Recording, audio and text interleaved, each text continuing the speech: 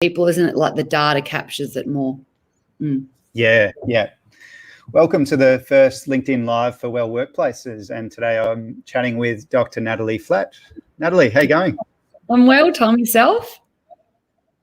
Really good. It's been a while since our last chat on the podcast, actually, which was about managing mental health, and the state of play then was very different. It was we were talking really about kind of getting through the end of the last bit of lockdown, and in Melbourne, we still had quite a few cases and it was hard to see the finish line. But here we are now, fast forward probably another 2 months, and we're, 0 cases in Melbourne, which is awesome. And people are starting to, I suppose, come out of hiding and start socialising and stuff like that. So today I actually wanted to chat with you, Natalie, about, I suppose, socialising now that people are out of lockdown, and also probably just from a mental health perspective, what we should expect for ourselves in November and December, and any kind of mental health tips that maybe we can talk about just to help people out there that are maybe feeling a bit fatigued from what's been a tricky year.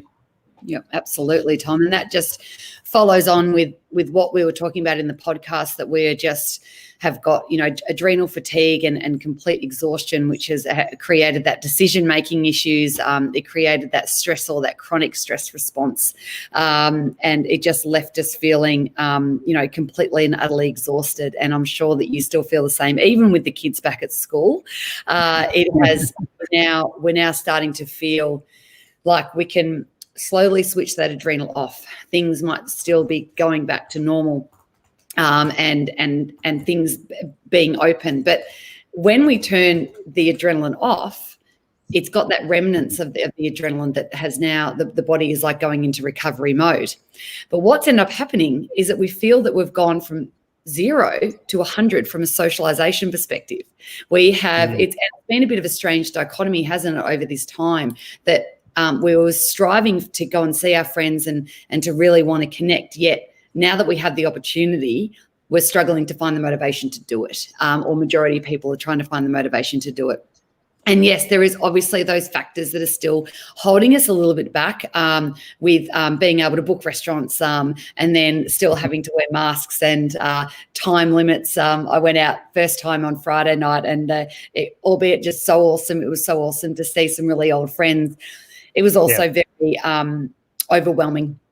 It was overwhelming because we had to watch the clock all the time, and how much more do we have? And, the joke was going around the table that we wanted to order a magnum of wine, but we're like, that between 5 people in 2 hours, don't know. So, that was just a different way of being able to think that can lead individuals where the anxieties come back.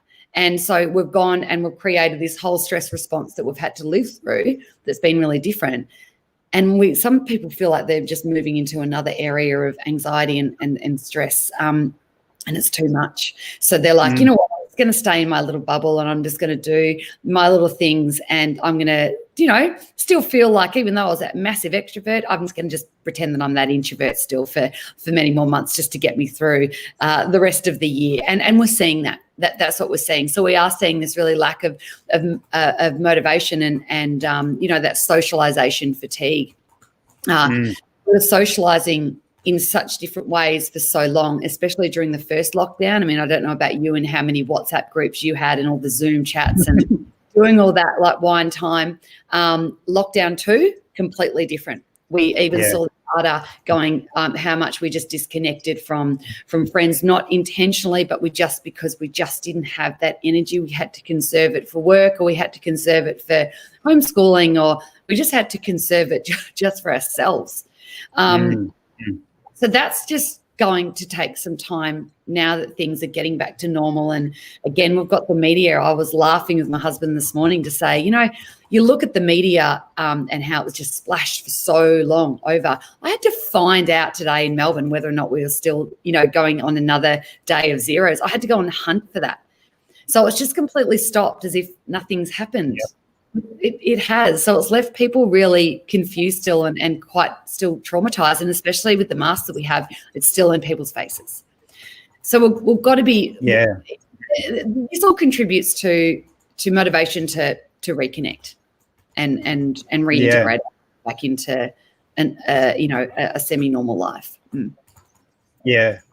Oh, that's great. That's a really good summary. I think what I've noticed in my dealings with people so far, because our workplace at Pinnacle has started to open back up with more staff around, which is really good.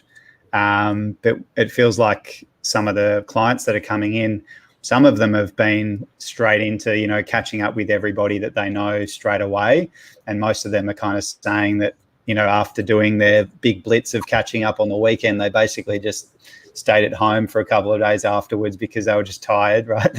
And then there's another sort of bunch of people that are quite anxious about getting out and going to the supermarkets or going on public transport, and they're probably be considered, like you say, like a little bit slower to adapt, and probably the most anxious to return to, some sort of normality or their normal activities. So it's kind of like there's a lot of people on either end of this, the anxiety scale or the socializing scale. And then probably in the middle, there's some people that are maybe taking it, a little bit slow as well, perhaps for the rest of this year.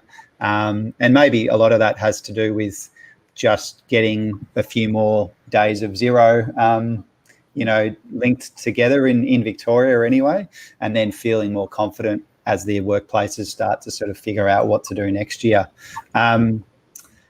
So with all of that, Nat, what would you recommend for people at the moment? Kind of, I know it's hard to give recommendations broadly, but just sort of, do you have any tips that you could give people for the rest of this year, maybe? Because I'm kind of like a lot of people are just looking for the finish line to, just to have a breather over Christmas. What's your sort of position at the moment for people? There's a few things, Tom. I think start slow. It depends upon looking at your energy levels may not be like your friends' energy levels, and respect that. So start slow with socializing and really gauge on how people actually feel. And, starting slow can be, just catching up with friends at a picnic, or in a bit more of an open space where it may not feel as overwhelming. And you don't have to be tied by a certain structure and actual boundary that we're finding in, I suppose, the more hospitality areas as it stands now, because that within itself is really overwhelming. Individuals, that are displaying that anxiety and friends that are displaying that anxiety, you've got to remember that anxiety and this has been really traumatic. This has been traumatic for so many people. You've had, different outcomes for homeschooling, different outcomes for job prospects, and different outcomes for financial issues, different outcomes for people who actually, knew of someone who got COVID and what happened to them. So you've got a lot of trauma that may not be processed yet. You just have to make sure that, albeit the human touch is so important to come back into, just be respectful that some people are there where other people are not there yet. And that's okay. And we won't judge that. Another area is that what we found, what I said, between lockdown 1 and 2, the way we socialized with our friends. And I know I was definitely within that differentiation there. Is that I disconnected from many friends, and that wasn't intentional. That was just because I just didn't have anything left in my fuel tank at the end of the day. And it would end up basically me just texting people to say, I'm thinking of you, but I just don't have it in me. So it's about also then being really vulnerable if you fell into that category again, and just maybe even reconnecting with some friends, even if it's really casual, and just even a phone call to say, I didn't it wasn't anything that you did. It was just that I didn't do it in that time. And so we had a lot of that. So I think it just takes that animosity away for people who are fearing to go, well, what are they going to expect when I do catch up with them as well? Yeah, no, that's really good. And I think probably the other thing that we haven't talked about here, Nat, is workplaces. And I know I've got some friends that work in fairly decent sized corporate roles, and they're kind of all just wanting to socialize with their co-workers, but not on Zoom. They're kind of over the whole working from home, because a lot of them are working from apartments and they're fairly uncomfortable in their setups, and they just kind of want to they do want to socialize with their crew, but at the same time, they're just exhausted. They've probably been working like the longest hours they've ever done through this whole sort of shitty time. The other one in the workplace is the leaders and having like their ability to have a conversation with their staff that maybe aren't coping or are anxious. Do you have any thoughts on like best ways for leaders or co-workers to sort of help each other out? Is there any sort of any obvious tips or tricks to sort of just reach out but not be too annoying?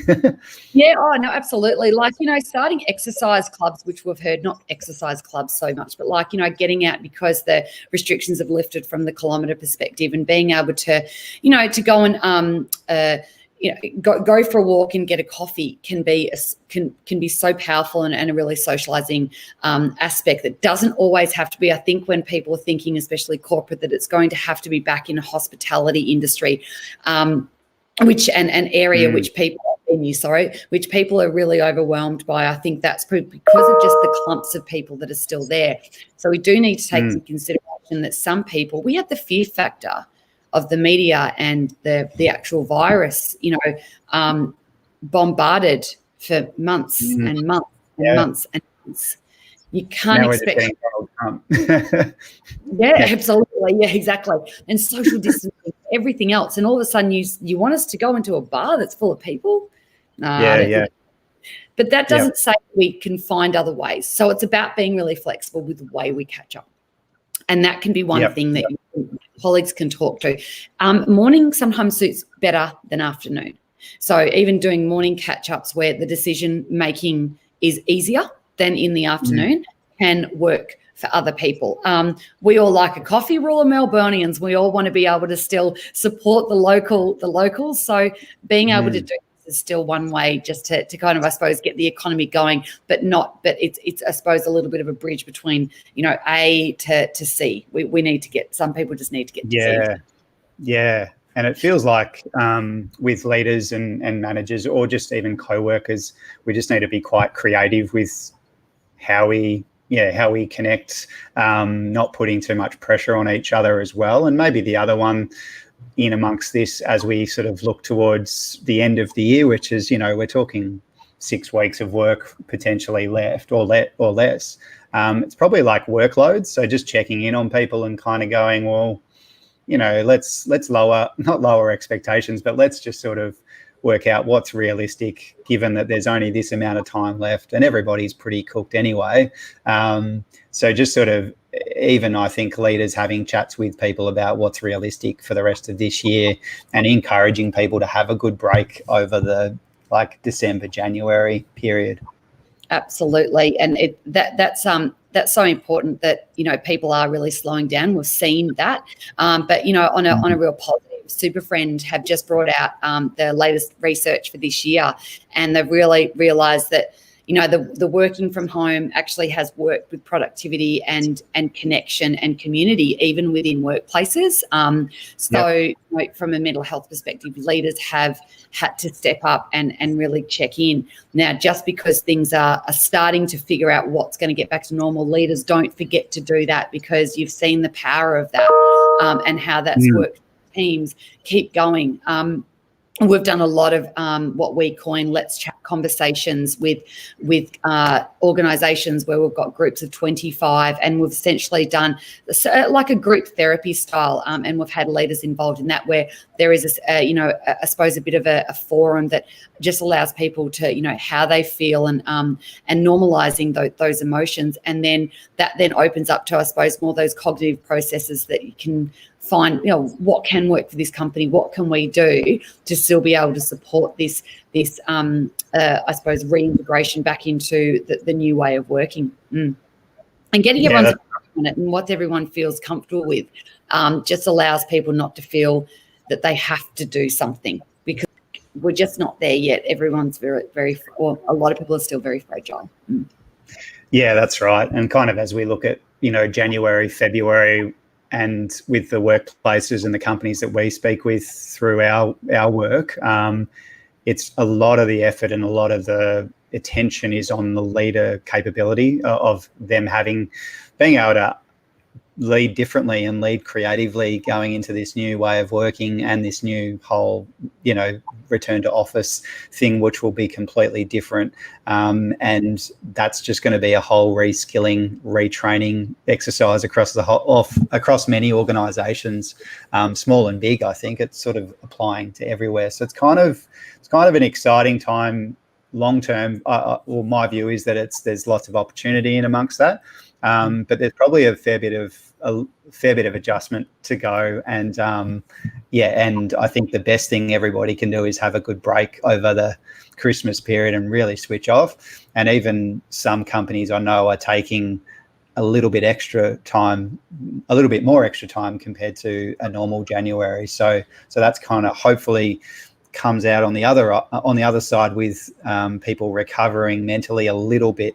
But as you said on the podcast, which resonated with me a while back, was really just sort of being able to validate validating your feelings and having conversations with others about that. Because I know as a guy, sometimes that's not the first thing we do, and then you end up bottling it up, and before you know it, you're maybe a little bit angry, but you don't know why, and all this other stuff. So that's really great information. I think that's really good, and we should do this again, another LinkedIn Live.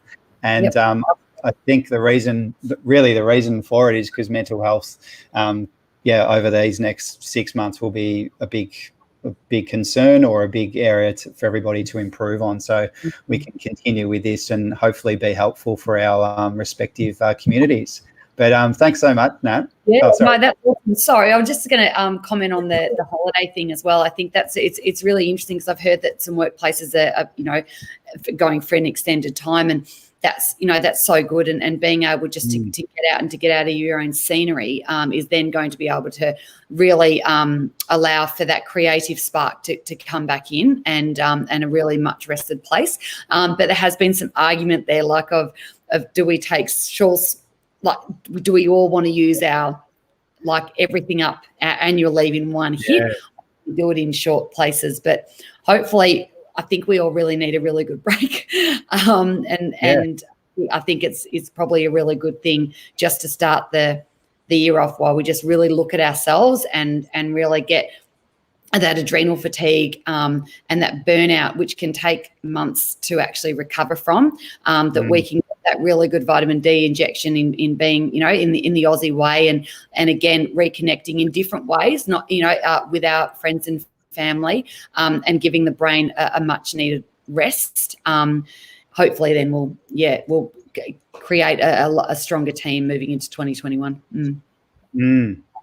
Yeah, good summary, Nat. Thanks so much for your time. I'll let you go there, but appreciate it, and we should do it again. Okay, awesome, Tom. Absolutely. Awesome. I'll see you soon. Thank you. Okay, bye. Take care. Bye.